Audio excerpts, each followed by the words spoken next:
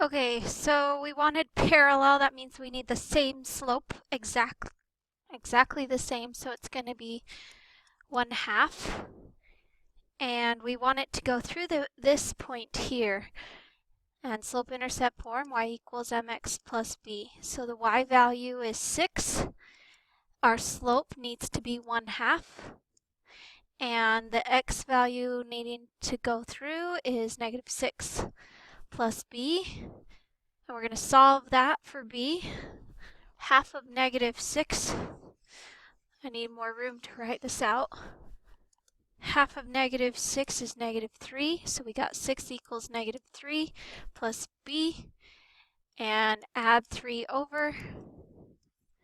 So the b value is 9. So that means that if we have the equation y equals 1/2 x plus 9, this point will be a solution, and this line is parallel to that line. That's what we just did. Number 8. Line W contains the point 7, 10 and is perpendicular to the line that passes through these 2 points here. Write an equation in slope-intercept form that represents line W. So the only difference is this is our xy. This is the point we want to be a solution, just like this was the solution point. But we want it to be perpendicular to the line that passes through these 2 points. So what we could do is we could graph it and find the slope between those 2 points, or we could use slope formula to get that slope. So the y minus the y over the x minus the x. And that would give us -8 over -8, which is +1. And we want perpendicular to that line. So this is the slope through those 2 points, but we want perpendicular to that. So the perpendicular slope is opposite sign, so it's going to be negative, and a flipped fraction. Well, if I flip 1 over 1, it's still just going to be a 1. So this is the slope I have to use, -1. And I do need it to go through this point right here. That has to be a solution. So I'm going to have y equals mx plus b. The y value is 10. The slope is -1. And the x value needing to go through is 7. If you multiply these out, we got -7 plus b and 10. Add 7 over, and you get b is 17. So the equation is y equals -1x, or just -x, plus 17. So this is the equation perpendicular to the line that goes through these points. And if I plug in 7 and 10, it works for this equation. So that's the equation that we're looking for. What is the most accurate name for the following shape? So we have this quadrilateral given in the picture. It's 4-sided. It's definitely not a triangle, so I'm going to go ahead and cross out the bottom one right away. And then from there, we need to know each side. We need to know, does it have parallel sides? Are the sides the same length?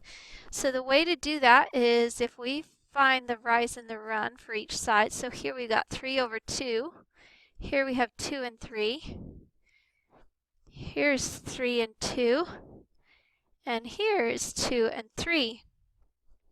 Notice with this, if you were to go through and find the length of this side, you have all these little triangles here. And if you were to find the length of the opposite side, that would be your C value for each one of those, which means that you would have 3 squared plus 2 squared, I'm using Pythagorean theorem because they're right triangles, equals c squared. Now they all have these same 3 and 2's. That means that we'd have 9 plus 4 equals c squared, which is 13. That means that all these sides here are all going to be the square root of 13, which is 3 point something as a decimal. But we know that all sides are going to be that same value. So I know all sides are the same length. So I'm going to mark it with tick marks. All sides, same length. Then, so if all sides are the same length, it's not a rectangle, because rectangles, we can be even more accurate than a rectangle. Let's see. Trapezoid, rhombus, parallelogram. Well, I know rhombus has all 4 sides the same. And that looks like the one that it probably is. So we know it has to have 2 sets of parallel sides for this to be a rhombus, because a rhombus is a parallelogram. So it has to have all sides being parallel, so, or the 2 sets of parallel sides. So here, if I just look at this top triangle right here, that's up 3 over 2. So that has a slope of 3 over 2. This one is 3 and 2. Again, notice it's going up 3 and over 2, but that side is going down. So it is going to be negative 3 over 2 here, positive 3 over 2 here. This one is also going down, so it's down 3 over 2. And this last one here, the rise is 3 and the run is 2, and that line there is going up, so it's 3 over 2 again. Notice that they are not flipped fractions. Therefore, so each of the slopes, they're not flipped fractions. They're opposite sign, but not flipped. Therefore, the sides are not perpendicular. Again, that makes it not a rectangle, because they're not perpendicular. But we do know that opposite sides are going to be parallel. And so the most accurate name, a rhombus is more accurate than a parallelogram because we know that all 4 sides are equal. And a trapezoid only has 1 set of parallel sides. 1 and only 1. And a kite doesn't have parallel sides. But the 2 sides here, they are going to be different in length on a kite. So it's not a kite. The most accurate name here is a rhombus. Okay, flip it over. Number 10, quadrilateral has the vertices. So number 10, you can get graph paper or try and sketch it out. I prefer graph paper, so negative 4, 3 is here. Negative 6, negative 1, 0, 3, and 4, negative 1. Notice that these 2 sides are parallel. We know that because they're both horizontal. This side and this side, all we need to check there, they're definitely not parallel, but we do need to see if they are the same in length.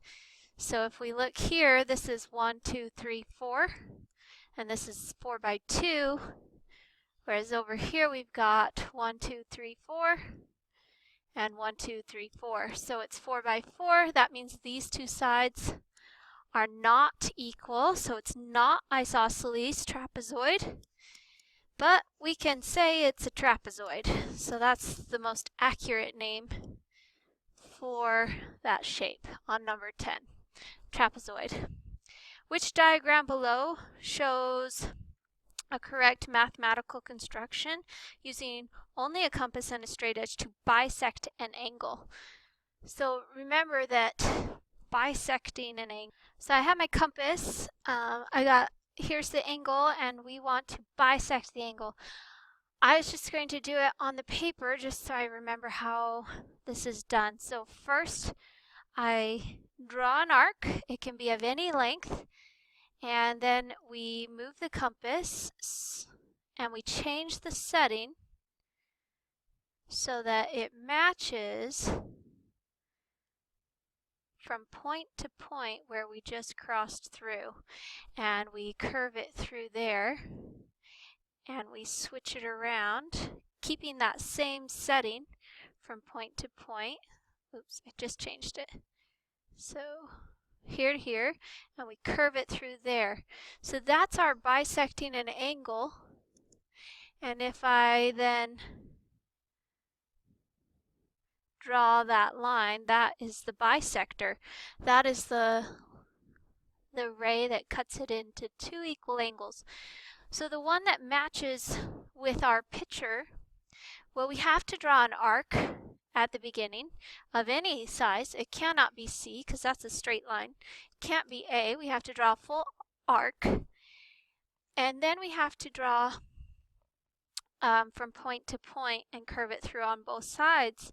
So that's going to match with version D. Okay, number 12. Graph a line that is perpendicular to the line on the graph. Perpendicular. Gotta get rid of this stuff. Okay. Perpendicular to the line on the graph that passes through the point 5, 0. Well, I know it has to cross through 5, 0 right there. And I know it has to be perpendicular to the line graphed. Well, the line graphed goes through this point and this point. And I need to find that rise and run. So it's up and over. 1, 2, 3, 4, 5 over 3. So it's 5 over 3, and it is positive slope. And if I want perpendicular, I'm going to have to switch it to negative and change, do the reciprocal. So now I have my perpendicular slope, and I want it to go through this point here. So I would go down 1, 2, 3, and to the right 5. Well, that's off my graph, which is okay, but I want to go the other way. So 1, 2, 3, and the opposite 5. 4, 5, wait, 1, 2, 3, 4, 5. So I do cross through the same point that's already there. Right here. I know it's not a straight line, but okay, so there's our line. Okay, and it says now write the equation of the line drawn in part 1. So we know we've got the slope y equals -3/5 x, and the y-intercept where we just crossed through here, that y-intercept is a +3. So that is the equation of the line. Okay, number 13. Given the rectangle below, we are going to calculate the perimeter of the rectangle to the nearest tenth of a unit. So we're going to have to